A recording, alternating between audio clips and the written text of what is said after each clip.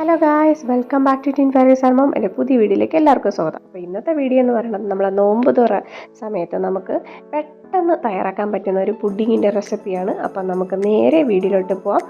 അപ്പോൾ അതിനായിട്ട് ഞാനിവിടെ എടുത്തിരിക്കുന്നത് കസ്റ്റാർഡ് പൗഡറാണ്. അപ്പോൾ ഞാനിപ്പോൾ ഒരു 3 സ്പൂൺ ഓഫ് കസ്റ്റാർഡ് പൗഡർ എടുക്കുന്നുണ്ട്. അത് നമുക്കിതിലോട്ട് ഇട്ട് കൊടുക്കാം ഒരു പാത്രത്തിലോട്ട്. അതിനുശേഷം നമുക്ക് വേണ്ടുന്നത് പാലാണ്. അപ്പോൾ പാല് നമുക്ക് ഒഴിച്ചു കൊടുക്കാം. പാലൊഴിച്ച് കൊടുത്തതിന് ശേഷം നമ്മൾ പതുക്കെ ഒരു സ്പൂൺ കൊണ്ട് ഇളക്കി കൊടുക്കുക. ഒരു കട്ടയൊന്നും വെക്കാതെ പതുക്കെ ഒന്ന് ഇളക്കി യോജിപ്പിച്ചെടുക്കുക. അപ്പോൾ അത് അവിടെ റെഡി ആയിട്ടുണ്ട്. ഇനി നമുക്ക് അതൊരു സൈഡിലോട്ട് മാറ്റി വെക്കാം. ഇനി നമുക്കൊരു പാത്രം എടുക്കാം. പാത്രത്തിലോട്ട് നമുക്ക് പാലെടുക്കാം. അപ്പോൾ നമുക്കിവിടെ 1 ലിറ്റർ പാലാണ് ഞാനിവിടെ എടുത്തിരിക്കുന്നത്. അപ്പോൾ ഇനി അതിലോട്ട് പഞ്ചസാര വേണമെങ്കിൽ പഞ്ചസാര ആഡ് ചെയ്യാം. ഞാനിപ്പോൾ ഇവിടെ മിൽക്ക് മെയ്ഡാണ് ആഡ് ചെയ്യുന്നത്. അപ്പോൾ എൻ്റെ കയ്യിൽ കുറച്ച് മിൽക്ക് മെയ്ഡ് ഉണ്ടായിരുന്നു. അപ്പോൾ ഞാനത് ആഡ് ചെയ്ത് കൊടുത്തിട്ടുണ്ട്. എന്നിട്ടൊന്ന് ജസ്റ്റ് ഒന്ന് മിക്സ് ചെയ്തെടുക്കണം. അപ്പോൾ നമുക്ക് അതൊക്കെ നമ്മൾ ഓരോരുത്തരുടെ ഇഷ്ടാനുസരണം നമുക്ക് ആഡ് ചെയ്യാം.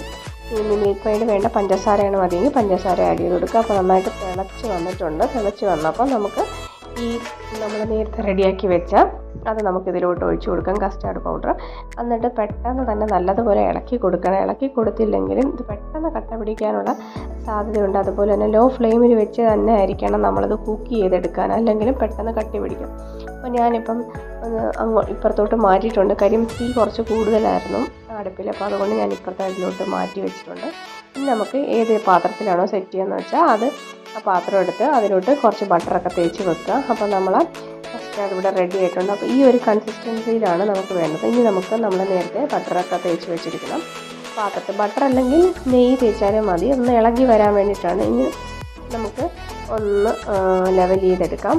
അപ്പോൾ നമ്മൾ ഇത് തണുത്തതിന് ശേഷം നമ്മൾ ഫ്രിഡ്ജിലോട്ട് വെച്ച് കൊടുക്കാം.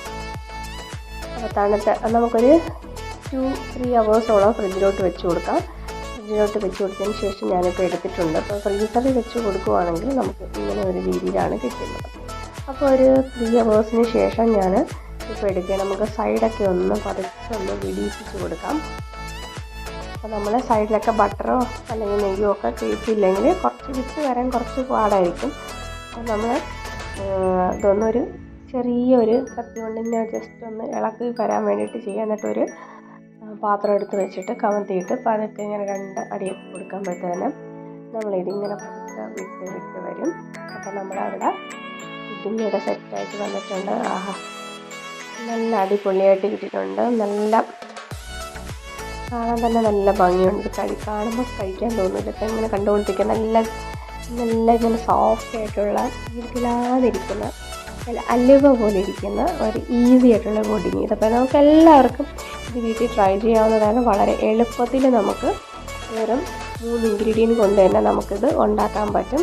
അപ്പം ഇപ്രാവശ്യം നോമ്പ് തുറക്കി വളരെ എളുപ്പത്തിന് ഉണ്ടാക്കാൻ പറ്റിയ ഐറ്റമാണ്. ഇത് ഒരുവിധം എല്ലാവർക്കും അറിയായിരിക്കും. ഞാൻ ചുമ്മാ അത് ഉണ്ടാക്കിയപ്പോൾ ജസ്റ്റ് ഒന്ന് എടുത്തുള്ളൂ. അപ്പോൾ നിങ്ങൾക്ക് ആർക്കെങ്കിലും അറിയില്ലെങ്കിൽ നിങ്ങൾ ഇനിയെങ്കിലും ഇത് അറിഞ്ഞുകൂടാത്തവരുണ്ടെങ്കിൽ ഇത് ട്രൈ ചെയ്ത് നോക്കുക. വളരെ ടേസ്റ്റി ആയിട്ടുള്ളതാണ്. വളരെ എളുപ്പത്തിന് നമുക്ക് വീട്ടിൽ എല്ലാവർക്കും, ഒരു ചെറിയ കുട്ടികൾക്ക് വരെ തയ്യാറാക്കാൻ. ചെറിയ കുട്ടികളെന്ന് പറയുമ്പോൾ ഗ്യാസൊക്കെ ഓൺ ചെയ്യാൻ ആ ഒരു പ്രായമായ കുട്ടികൾക്ക് വരെ പറ്റും. കാണുമ്പോൾ തന്നെ അറിയാമല്ലോ, നല്ല സോഫ്റ്റായിട്ട് നല്ല ഗിളിഗിളായിരിക്കുകയാണ്. ഞാൻ കാണിച്ചു തരാം, ഇങ്ങനെ ഒന്ന് പൊട്ടിച്ച് കാണിച്ചു തരാം.